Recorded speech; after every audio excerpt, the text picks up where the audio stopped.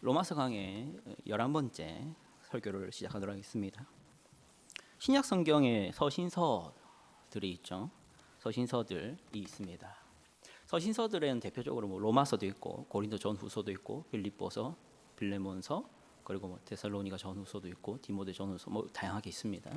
이런 것들을 다 서신서로 하는데요. 편지의 형식으로 쓰여진 성경책이라 해서 서신서라 합니다.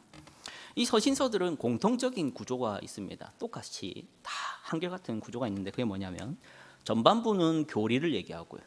후반부는 윤리를 얘기를 합니다. 이걸 쉽게 풀어서 얘기하면은 교리는 너희가 이걸 믿어야 된다. 이런 내용들이라면 윤리는 그러면 어떻게 살아야 되는가? 너희가 이렇게 믿는데 이렇게 살아야 되지 않겠느냐?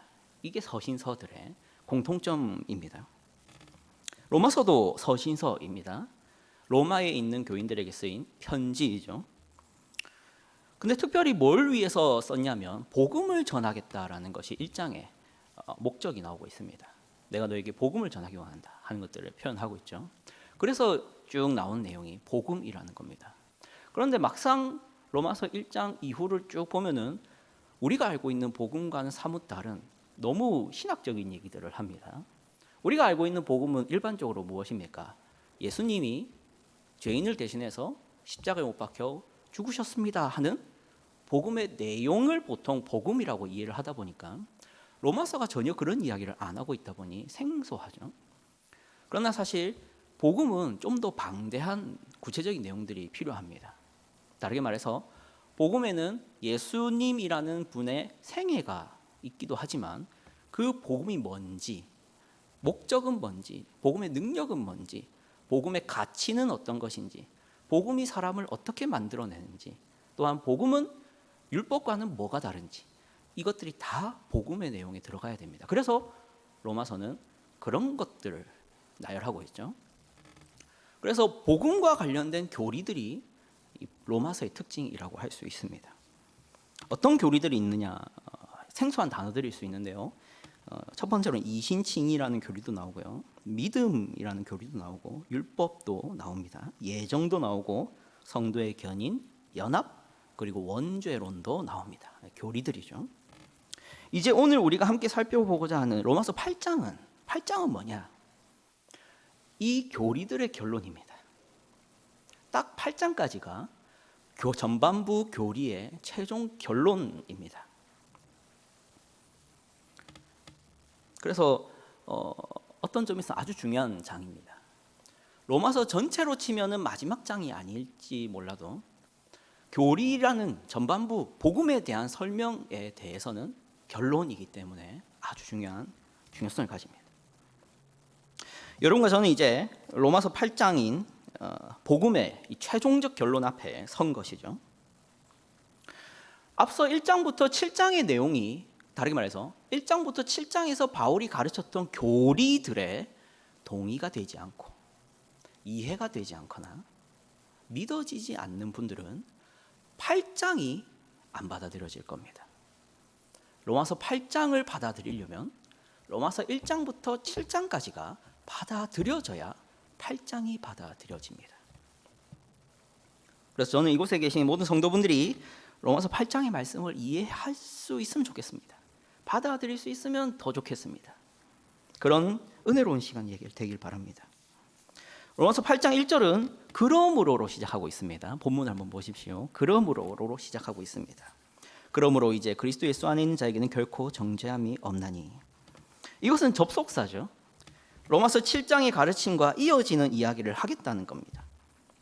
그래서 우리는 7장을 좀 복습을 해봐야겠습니다. 7장의 말씀을요. 우리가 지난번 설교를 기억은 당연히 못하실 거니까 잠깐 설명드리면 우리는 7장 후반절을 다뤘었습니다. 지난 설교에서. 그때 설교의 제목이 두 법의 사람 신자라는 제목으로 설교를 들었습니다. 신자는 두 법 아래에 있다면서 제가 신자의 이중성이라는 단어를 말씀드렸습니다. 제가 만든 단어였죠. 근거 구절이 뭐였느냐? 21절부터 23절 보십시오. 로마서 7장 21절부터 23절입니다. 함께 읽어보겠습니다. 시작. 그러므로 내가 한 법을 깨달았노니 곧 선을 행하기 원하는 나에게 악이 함께 있는 것이로다. 내 속사람으로는 하나님의 법을 즐거워하되 내 지체 속에서 한 다른 법이 내 마음의 법과 싸워 내 지체 속에 있는 죄의 법으로 나를 사로잡는 것을 보는도다. 아멘. 이 본문에서 딱 보이는 게 있죠. 두 개가 있다는 겁니다. 내 안에.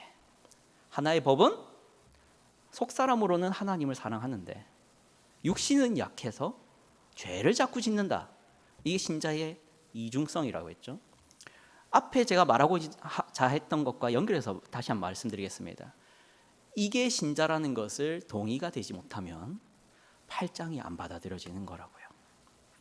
이것이 바로 신자다라는 것이 동의가 안 되면 그렇습니다. 자, 보십시오.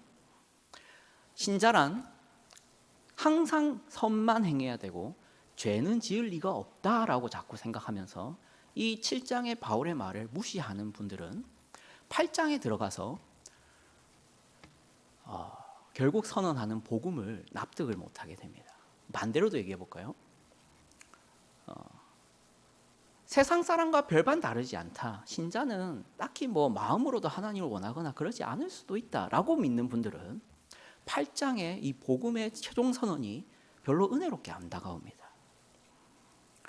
그것을 한번 주의 깊게 살펴보십시오. 24절과 25절도 한번 보겠습니다. 오늘 본문이죠. 성경책을 보셔야 될 것 같습니다. 다시 읽어보겠습니다. 시작.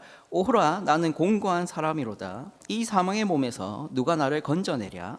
우리 주 예수 그리스도로 말미암아 하나님께 감사하리로다. 그런즉 내 자신이 마음으로는 하나님의 법을 육신으로는 죄의 법을 섬기노라. 아멘. 이게 바울의 자기 고백이죠. 바울이 신자지 않습니까? 바울은 신자의 표본으로 있습니다.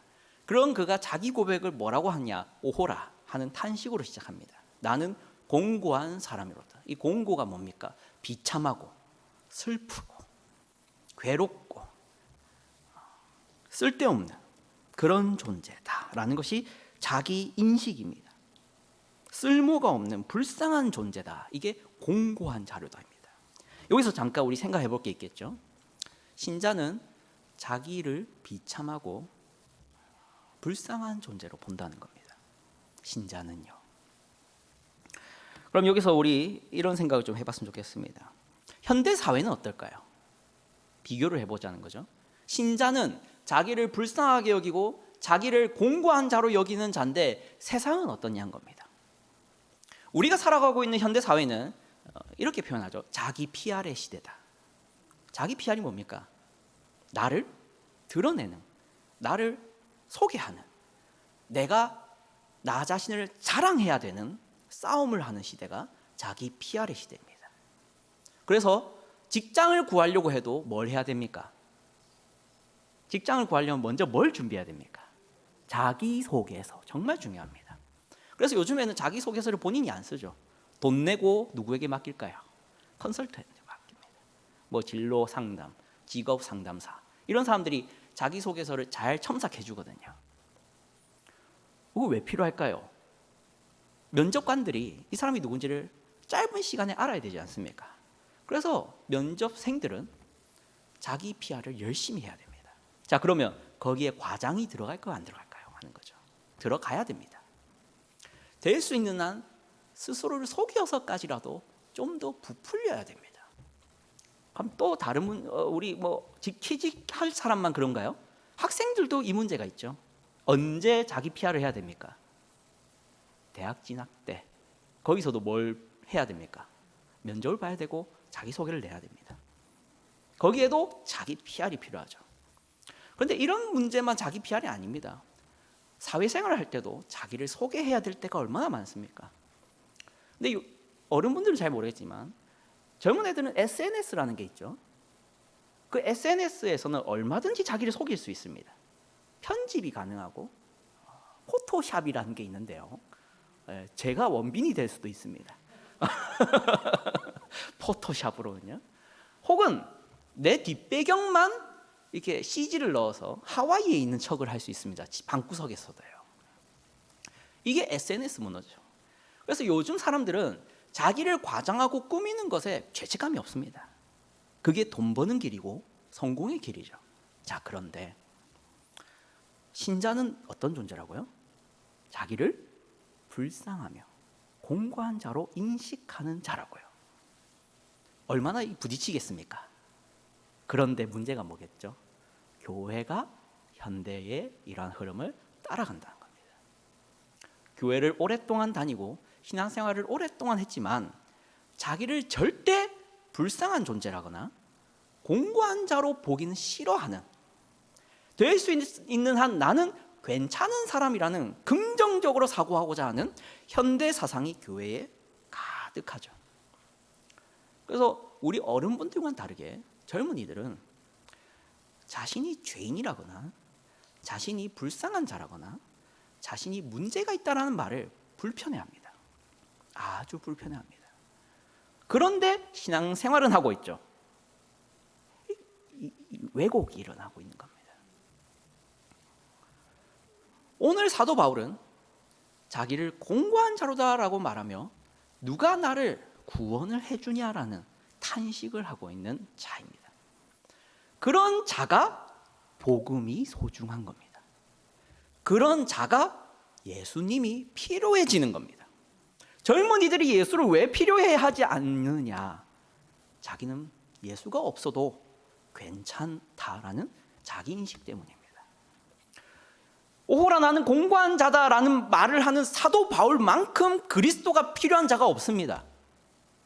근데 사도 바울도 아닌 사람들이, 사도 바울처럼 살지도 않고 사도 바울만큼 알지도 못하는 사람들이 그리스도를 필요로 하지 않는다라는 것이 얼마나 슬픈 현실인지를 우리 젊은이들이 알았으면 좋겠고 우리 모든 교회분들이 알았으면 좋겠습니다.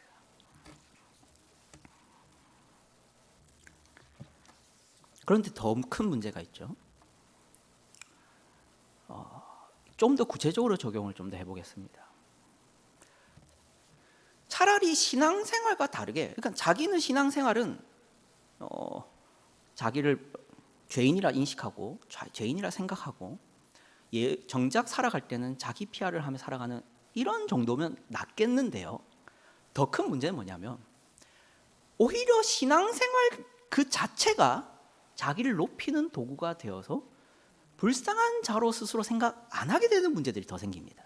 어떤 점이 그러냐면 내가 기도를 하고 있으니까, 내가 예배를 출석하고 있으니까, 내가 성경책을 읽었으니까, 내가 어느 정도 지식이 있으니까 이런 것들이 오히려 나는 공고한 자다, 불쌍한 자다라고 말하지 않게 되는 도구로 더 쓰인다면 얼마나 큰 문제인지 모릅니다. 그런 면에서 오늘 사도 바울은 분명하게 말하고 있는 거죠. 공고한 자로다. 이것이 신자, 더 성숙한 신자의 반응입니다. 성숙하면 성숙할수록 나는 괜찮은 사람이고 신자일 가능성이 높다라고 생각하는 것이 아니라 성숙하면 성숙할수록 나는 죄인 중에 괴수로다라고 고백하는 것이 바른 거라고요. 그런 면에서 사도 바울의 말년에 쓴 편지인 디모데후서의 첫 장이 어떻게 시작합니까? 나는 죄인 중에 괴수로다. 여러분들 서신서들을 보면요, 서신서 초반에 쓰인 서신서와 후반에 쓰인 서신서가 자기 인사말이 다르다는 걸 발견하실 수 있습니다. 고린도전후서 같은 서신서의 초반부 서두와 디모데후서 같은 서신서의 초반부 서두에 자기를 소개할 때 좀 다르다는 것을 발견하시면 좋습니다. 사도 바울은 말년으로 가면 갈수록 사도 중에 가장 작은 자라고 표현하거나 더 말년으로 갔을 때는 아까 말했듯이 죄인 중에 괴수요까지 바뀌어갑니다. 이게 성숙이라고요. 근데 반대가 되고 있는 기독교회의 현실을 발견합니다. 자, 그러면 바울은 그래서 거기서 끝나느냐, 그래서 나는 불쌍한 자다, 공고한 자도로 끝나냐? 아니죠. 8장이 시작됩니다. 8장을 보겠습니다. 1절 보십시오. 8장 1절. 그러므로 이제 그리스도 예수 안에 있는 자에게는 결코 정죄함이 없나니. 이것은 위대한 선언인데요. 정죄함이 없다라고 선언해 버립니다. 자, 그런데 여기서 우리는 이 정죄함이 없다라는 것을 깊게 좀 생각해 봐야 되는데요. 정죄하는 주체는 누굽니까? 이건 정죄함이 없다는 말은 정죄를 받고 있었다는 거지 않습니까? 정죄를 받을 수도 있고 정죄를 할 사람이 있다는 겁니다. 사람이 아니라 존재가 있다는 겁니다. 그럼 정죄를 하는 주체가 누구라는 겁니까? 이것은 우리 성경에서는 찾아볼 수 있는 곳이 한 군데 있습니다. 직접적으로 찾아볼 수 있는데요, 욥기죠. 욥기 1장 9절부터 11절을 보겠습니다. 함께 읽어보겠습니다. 시작. 사탄이 여호와께 대답하여 이르되 욥이 어찌 까닭없이 하나님을 경외하리이까? 주께서 그와 그의 집과 그의 모든 소유물을 울타리로 두르심 때문이 아니니까? 주께서 그의 손으로 하는 바를 복되게 하사 그의 소유물이 땅에 넘치게 하셨음이니이다. 이제 주의 손을 펴서 주의 모든 소유물을 치소서. 그리하시면 틀림없이 주를 향하여 욕하지 않겠나이까? 어느 날, 한날은 하나님의 아들들이 모였습니다. 거기에는 사탄도 있었습니다. 그날 하나님께서는 욥을 칭찬을 하십니다. 이와 같이 온전하고 정직한 자가 없다. 근데 사탄은 거기에 딴지를 겁니다. 그가 그렇게 하는 이유는 하나님이 복 주셔서 그런 거지. 이게 사탄의 정죄입니다. 사탄이 마지막 날에 여러분을 정죄할 가장 강력한 주체입니다. 사탄은요, 지금 어떤 식으로 정죄를 하고 있습니까? 욥의 표면적인 죄를 정죄하고 있는 게 아닙니다. 욥의 숨겨진 죄를 정죄하고 있는 것입니다. 여러분, 사탄의 정죄는요, 간단한 게 아닙니다. 우리가 누군가를 판단하는 수준에 넘어서 있습니다. 사탄은 여러분의 숨겨진 죄까지 드러내고 싶어 하는 존재입니다. 왜요? 사탄은 될 수 있는 한 많은 사람이 지옥 가기를 바라기 때문이죠. 그럼 우리의 죄 중에는 세 가지가 있죠. 첫 번째, 표면적인 죄, 나도 인식하고 있는 죄가 있습니다. 두 번째는요, 내가 숨기고 있는 죄가 있습니다. 세 번째는요, 내가 알지 못해서, 내가 무지해서, 관심이 없어서 무지 중에 부지 중에 짓고 있는 죄, 이 세 가지 죄가 우리에게는 다 있습니다.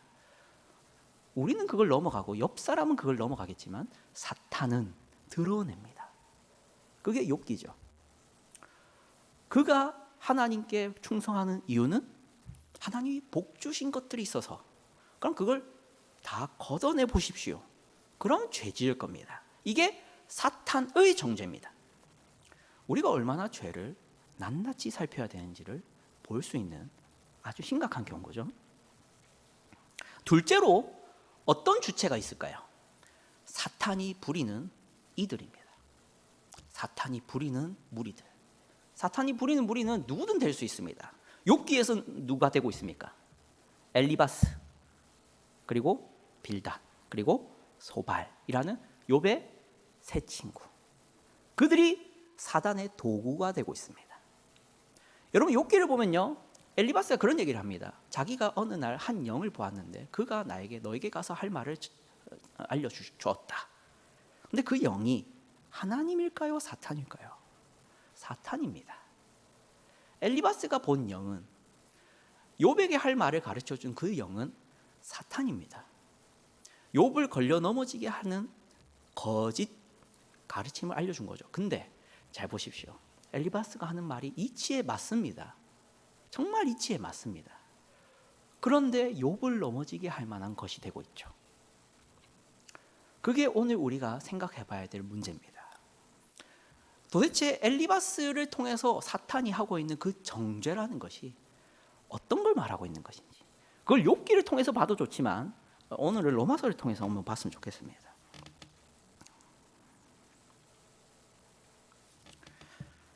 로마서 14장 22절을 보겠습니다. 함께 읽겠습니다. 시작. 내게 있는 믿음을 하나님 앞에서 스스로 가지고 있으라. 자기가 옳다 하는 바로 자기를 정죄하지 아니하는 자는 복이 있도다. 이 로마서 14장 22절에서 무슨 얘기를 하고 있냐면 자기를 정죄하는 문제를 얘기합니다. 아까는 사탄이라는 존재도 얘기했고, 사탄이 부리는 무리가 있다 해서 그들이 주체가 돼서 우리를 정죄하는 문제가 있다 했습니다. 근데 로마서는 뭐까지 다루고 있냐면 자기 정죄까지 다루고 있습니다. 자기 정죄까지.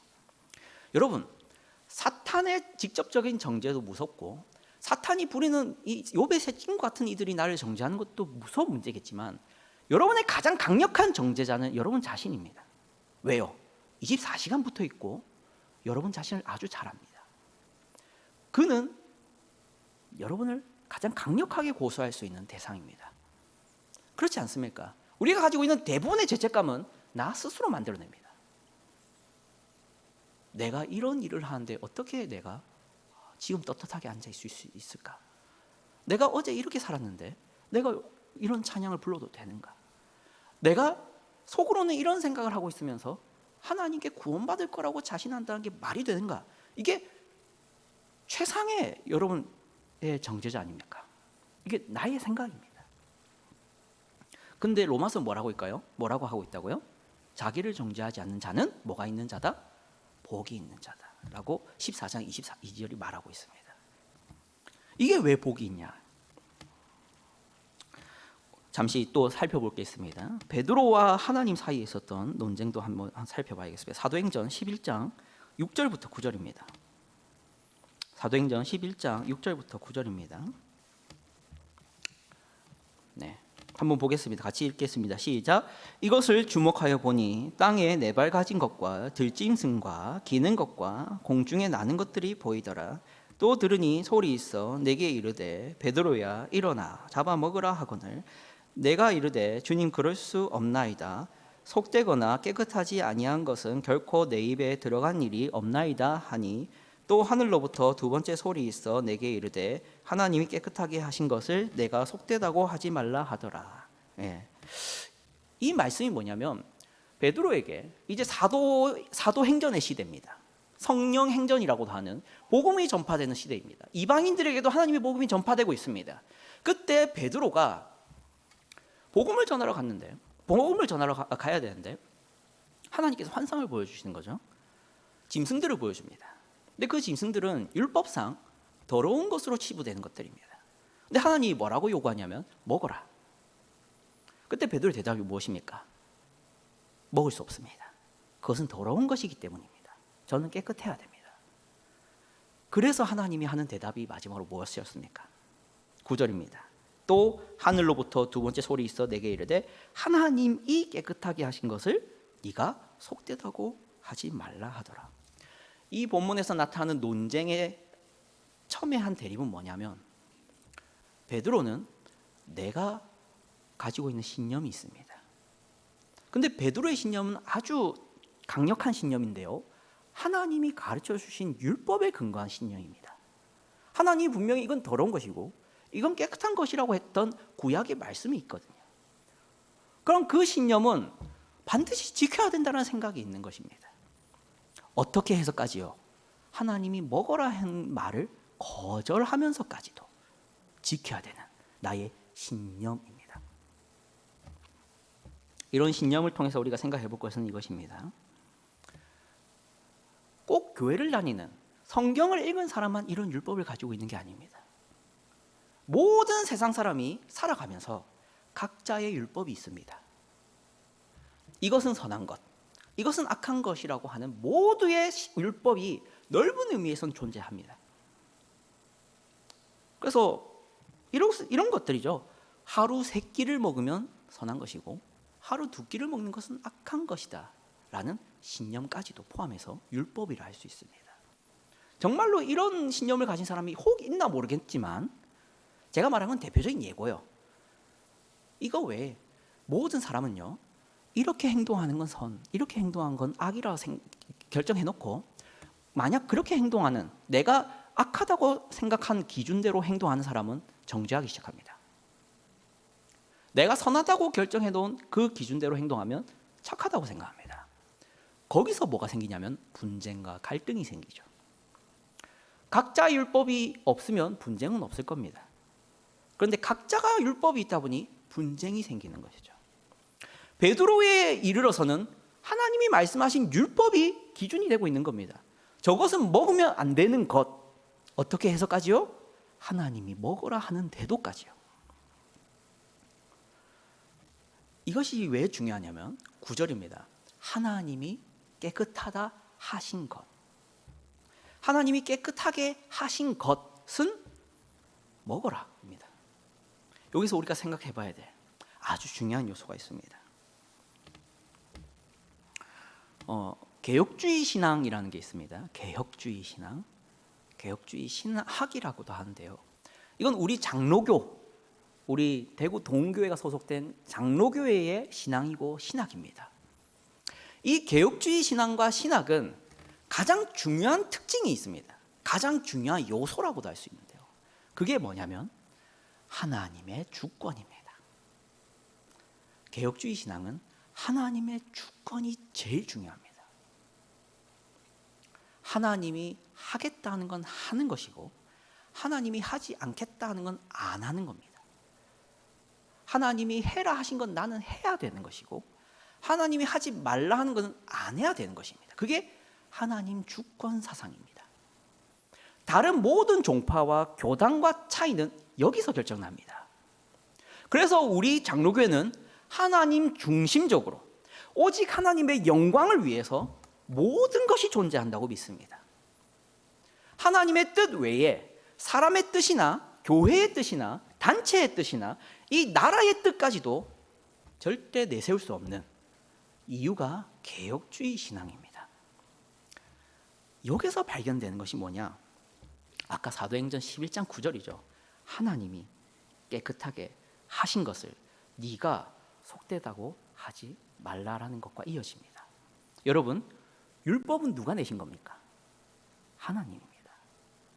근데 우리는 어느 순간 율법이 하나님이 되어 있고 율법을 내신 하나님은 없어져 있는 것을 발견합니다. 어디서요? 베드로에게서요. 그렇죠. 율법을 내신 분이 먹으라 했습니다. 근데 베드로는 율법이 먹지 말라고 하는데요? 이러고 있습니다. 문제죠. 이것을 우리 모두에게 적용해 봅시다. 우리는 하나님보다 내가 배운 오늘의 이 지식, 내가 가지고 있는 선악간의 기준이 더 중요할 때가 얼마나 많은지 모릅니다.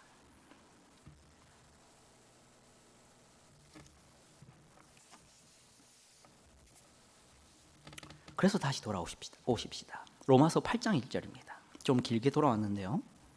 로마서 8장 1절입니다. 다시 한번 읽어봐야 되겠습니다. 함께 읽겠습니다. 시작. 그러므로 이제 그리스도 예수 안에 있는 자에게는 결코 정죄함이 없나니입니다. 하나님이 정죄를 안 하겠다 선언하시는 겁니다. 이게 끝입니다. 네, 끝입니다. 그러면 누가 여기에 토를 다냐는 겁니다. 아까 욥기를 통해서도 봤죠. 하나님 분명히 뭐라고 시작하셨습니까?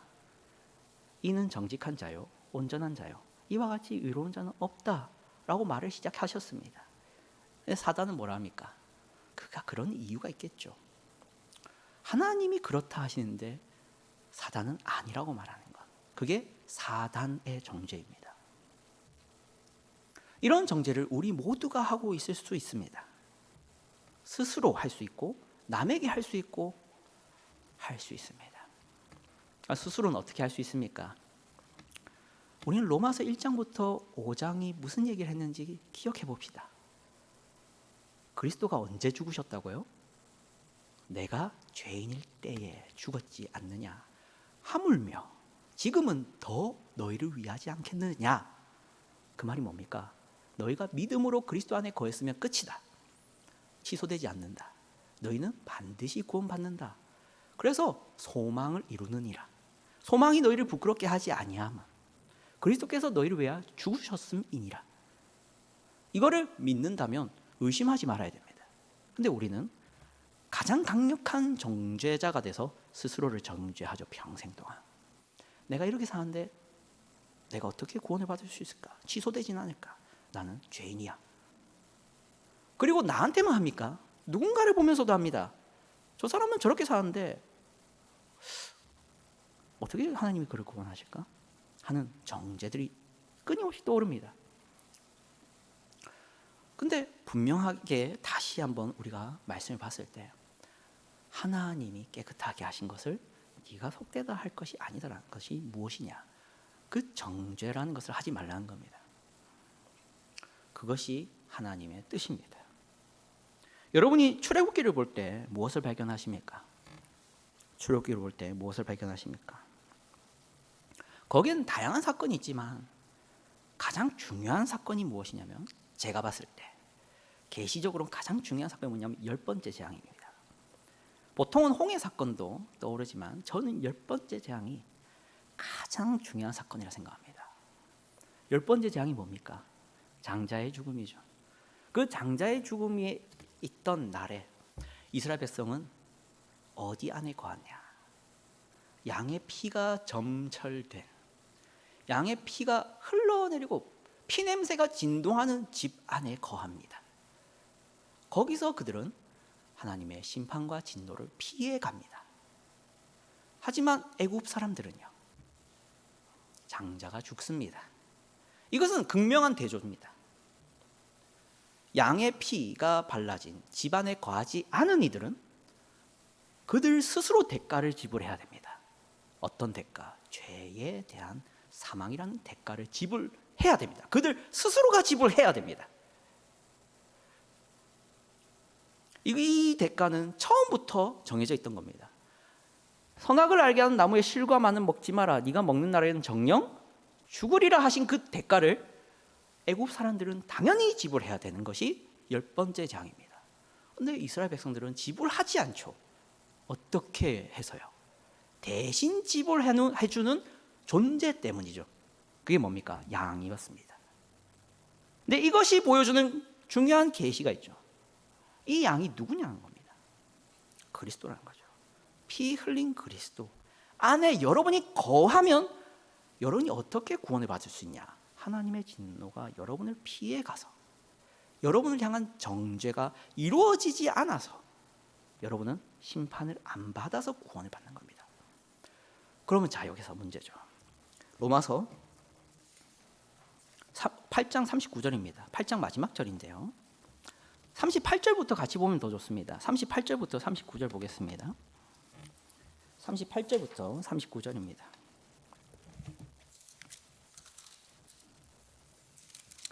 함께 읽겠습니다. 내가 확신하노니 사망이나 권세이나 천사들이나 권세자들이나 현재일이나 장래일이나 능력이나 높음이나 깊음이나 다른 어떤 피조물이라도 우리를 우리 주 예수 그리스도 예수 안에 있는 하나님의 사랑에서 끊을 수 없으리라.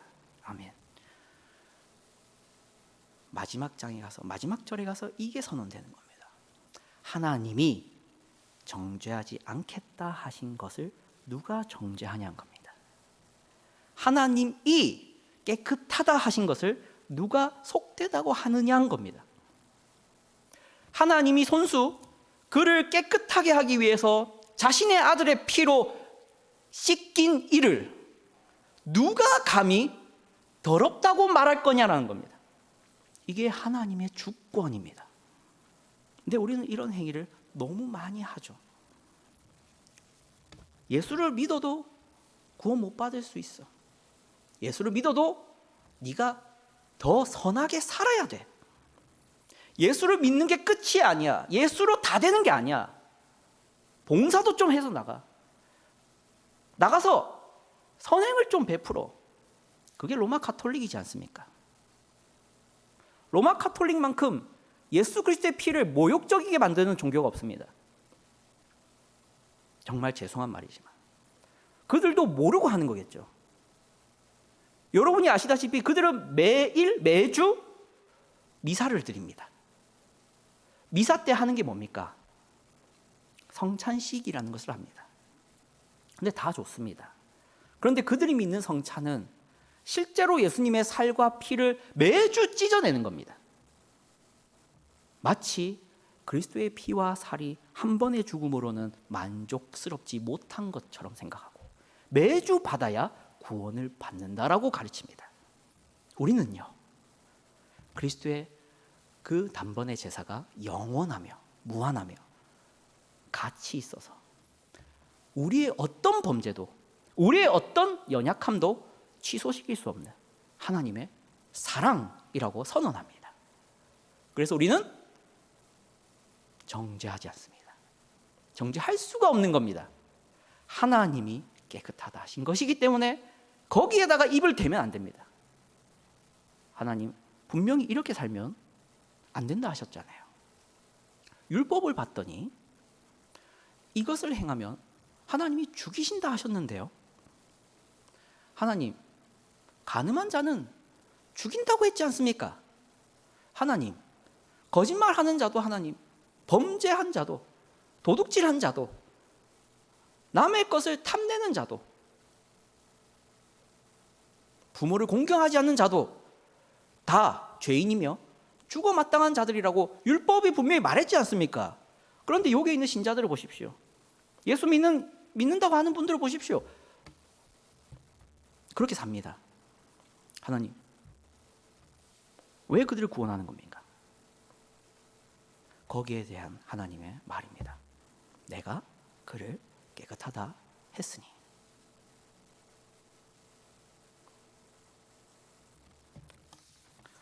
여러분은 하나님 믿음으로 그리스도 안에 거한 자들입니다. 자부심을 가지고 기뻐하시면서 스스로도 자신을 정죄할 수 없는 그 위대한 고집 안에 들어와 있다는 것, 그것으로 복됨을 누리고 감사하며 사시는 여러분 되기를 바랍니다. 기도하겠습니다.